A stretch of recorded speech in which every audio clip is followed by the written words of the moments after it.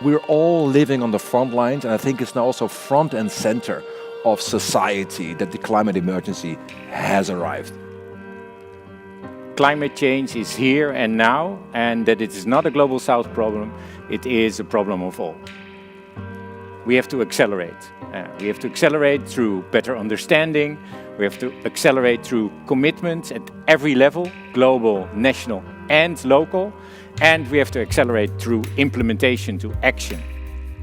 And action means capacity building, action means implementation, but action also means scaling up the innovations we need. We are now already living the climate emergency. The world has warmed up 1.1 degrees on average, and we're locked into a 1.5 warming degree world. How far are we just increasing our ambition?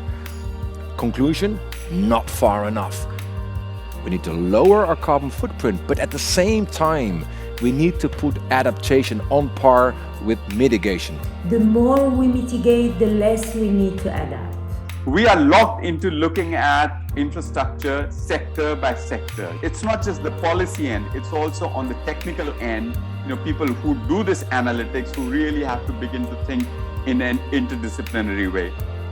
We are capable of thinking long term. And we need to work with people so that they can go beyond the normal framing systems. So we need to understand that we live in natural systems, not that we live in national boundaries.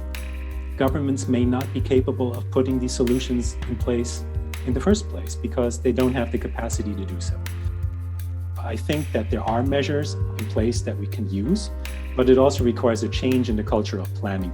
Nature-based solutions on that scale of the community do work if you work with that community.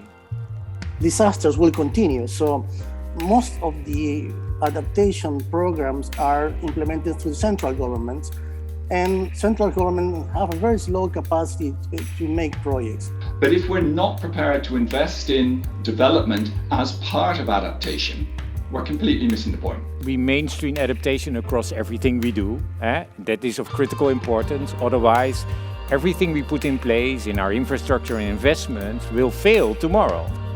All of these work best if you have the social factor included.